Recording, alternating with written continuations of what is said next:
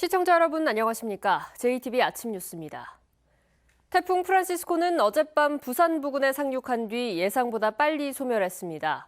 다행히 전북에는 큰 피해를 주지 않고 지나갔는데요. 태풍은 왔지만 오늘도 더운 날씨는 이어지겠습니다. 취재기자 연결해 자세한 상황 알아봅니다. 주희인 기자 나와주시죠. 네, 태풍 프란시스코는 어젯밤 9시 부산에 상륙한 지 채 1시간이 안 돼 소멸했습니다. 당초 예상대로라면 오늘 새벽 3시쯤 안동 부근에서 소멸할 예정이었는데 훨씬 더 아래쪽, 그러니까 대구 부근에서 일찍 힘이 빠졌습니다. 이후 태풍 부근의 영남 지역에는 제법 많은 비가 내렸지만 전북의 강수량은 상대적으로 적었는데요. 밤사이 무주 덕유봉에 20.5, 무주 덕유산 15, 진안 동양면에는 8mm 등 동부와 산간 지역을 중심으로 비가 내렸습니다. 지금은 무주, 진안 등 북부 지역의 곳에 따라 빗방울이 떨어지고 있습니다. 비는 잠시 그쳤다 다시 낮한 때 동부 내륙을 중심으로 5에서 40mm 더 내리겠습니다. 태풍의 영향으로 연일 전북 전 지역에 내려졌던 폭염특보는 무주, 진안, 장수 등 3개 시군에서 해제된 상태인데요. 하지만 기온이 올라 다시 확대될 가능성이 높습니다. 오늘 낮 최고 기온은 전주 33도, 익산 34도 등 31도에서 34도로 어제와 비슷하겠습니다. 8호 태풍은 지나갔지만 다가오는 9호 태풍 래끼마도 경계해야 합니다. 기상청은 래끼마가 현재 중국 상하이를 향하고 있지만 태풍의 진로가 유동적이라 한반도에 영향을 줄 수도 있기 때문에 조금 더 지켜봐야 한다고 말했습니다. JTB 뉴스 주혜인입니다. 어제 전주의 한 아파트에서 하마터면 대형 참사가 날 뻔했습니다. 아파트 단지 주차장에 임시로 만든 소형 물놀이장에 승용차가 돌진한 건데요. 물놀이를 하던 어린이집 원생 등 6명이 다쳤는데 운전자는 80대였습니다. 먼저 나금동 기자입니다. 전주의 한 아파트 주차장 한켠에 공기를 불어넣어 만든 소형 물놀이장. 난데없이 승용차 한 대가 올라서 있습니다. 바닥에는 부서진 차량 잔해들이 널려 있습니다. 사고 차량은 1차적으로 이곳에 서 있던 차량을 들이받은 뒤 바로 옆 10여 명의 어린이들이 놀고 있는 이 물놀이장으로 돌진했습니다. 애기들 다 스치고 가버렸어. 한마디로. 바람 승부 가보니까는 애기 한 명 깔려가지고 여럿이 들어가지고는 애기 한 명을 꺼냈어. 이 사고로 물놀이를 하던 아파트 내 어린이집 원생 12명 가운데 2살 배기 등 원생 4명과 보육교사 2명이 가벼운 부상을 입었습니다. 참사는 면했지만 나머지 원생들도 놀라 병원으로 옮겨졌습니다. 사고 차량 운전자는 40년 운전 경력의 82살 할머니. 주차를 하다가 차량이 갑자기 튀어나갔다고 말했습니다. 서서히 내려갔습니다. 저기 하려고 내려가는데 그냥 막 쏜살같이 막 내려가지더라고. 약간 내려가는 길인데. 물놀이장은 아파트 내 어린이집이 설치했습니다. 보육교사 3명이 함께 있었는데 안전 울타리 같은 시설은 없었습니다. 경찰은 차량 운전자와 어린이집 등을 상대로 정확한 사고 경위와 안전 부주의 여부 등도 조사할 계획입니다. JTB 뉴스 나금동입니다. 이번 사고의 정확한 원인은 경찰 조사에서 드러나겠지만 운전자가 80대였다는 점에서 고령 운전을 둘러싼 논란 불가피할 것으로 보입니다. 고령 운전자 사고를 막기 위한 대책 짚어봅니다. 오정현 기자의 보도입니다.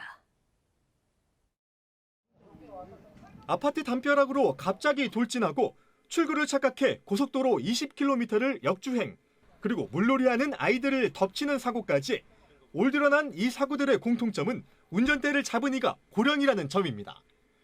고령 운전자 사고는 전라북도에서만 매년 1,300여 건씩 발생하고 있는데 주목해야 할 건 사고율입니다. 지난해 고령 운전자 10,000명당 교통사고 건수는 110건으로 다른 나이대 2배 수준인 것으로 나타났습니다. 고령 운전자 사고가 사회 문제로 떠오르고 나서야 관계기관도 대책 꾸리기에 부심입니다.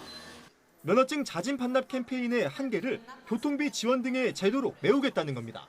조례를 제정을 했고요. 내년도 예산 편성해서 1월 달부터 시행하려고 하고 있습니다. 1인당 10만 원 상당 교통카드나 지역 상품권을 지원할 계획입니다. 하지만 반납을 유도하기엔 충분히 매력적이지 않습니다. 대체 교통편이 제대로 꾸려지지 않은 데다 생업수단으로 차가 필요한 농촌에선 더 그렇습니다. 반납하고 싶은 생각은 없는데요. 이 버스도 하루에 4번뿐이 안 들어와요, 여기. 그러니까 아주 힘들지. 이거 읍내만 나가려도 여기서 4km, 5km 정도 되는데. 실제 이미 지원 제도를 시행하고 있는 정읍에서 최근 2달간 면허증 반납은 60명에 그쳤는데 그나마 도심에서 신청자가 몰린 것으로 나타났습니다. 면허증 반납이 근본적인 해결책이 될 수 없다는 지적이 설득력을 얻으면서 실효성 있는 대안의 제시가 필요해 보입니다. JTB 뉴스 오정현입니다. 영광 한빛원전에 대한 불안감이 커지면서 원전 지원금 관련법을 개정해야 한다는 목소리가 더욱 커지고 있습니다. 안전대책을 세울 수 있도록 원전 인근 지역에도 지원금을 줘야 한다는 주장인데요. 자치단체들의 움직임이 빨라지고 있습니다. 정원익 기자입니다. 원전의 출력이 제한치의 3.6배까지 폭등하는 아찔한 사고 위험에 망치는 물론 크고 작은 구멍 수백 개가 발견되는 등 원전을 둘러싼 문제는 갈수록 심각합니다. 방사선 비상 계획구역 30km 안에 있는 원전 인근 지역의 불안감은 더욱 큽니다. 원전 소재지와 달리 원전 지원금을 받지 못하면서 안전대책 마련이 쉽지 않기 때문입니다. 이러다 보니 원전 지원금 관련법을 개정해야 한다는 목소리가 곳곳에서 높아지고 있습니다. 울산 중구를 중심으로 고창과 부안 등 전국의 원전 인근 자치단체 15곳은 지난 3월 처음으로 이 문제에 대해 공동 대응에 나섰습니다. 2달 전에는 1차 실무협의회를 가진 뒤 관련법 개정을 내년 총선 공약으로 추진한다는 계획입니다.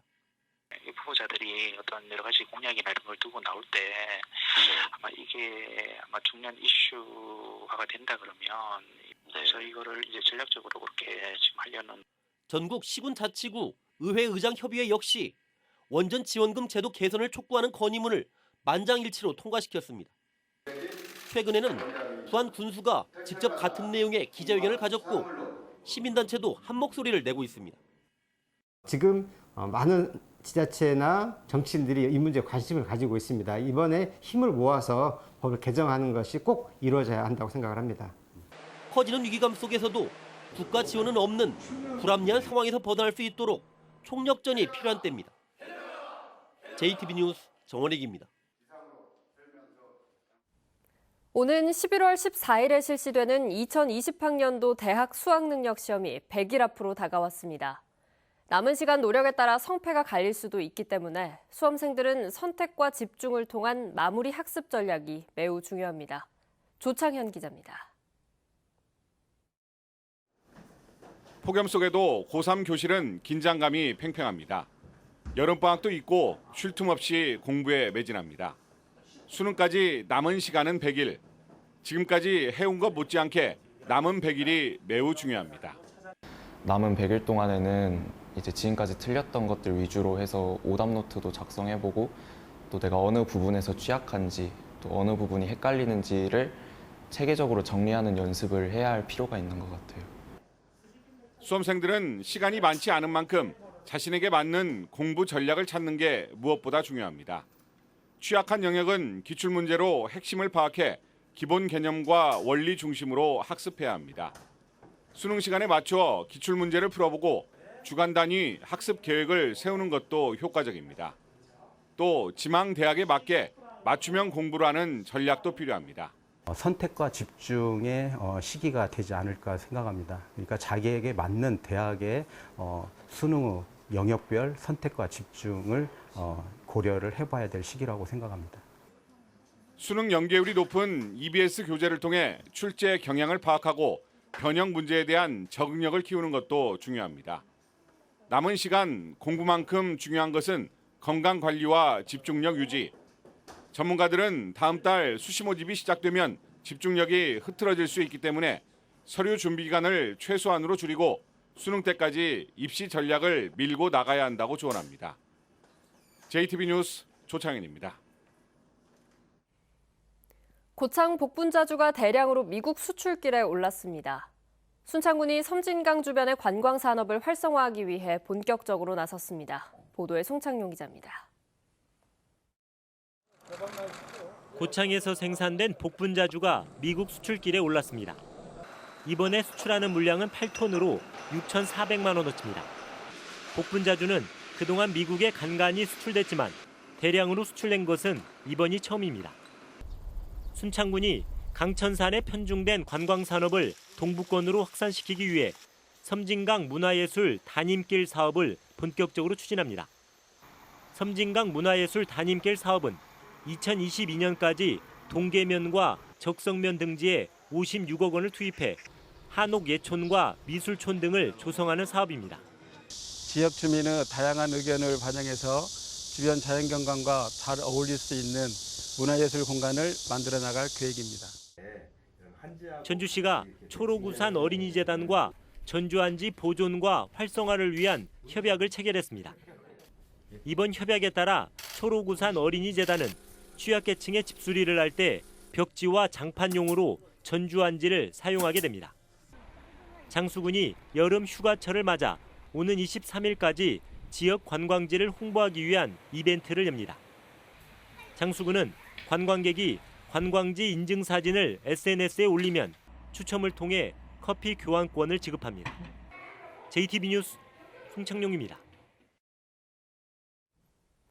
민주평화당 김광수 국회의원이 국민연금공단의 일본 전범기업 투자를 제한하는 법안을 대표 발의했습니다.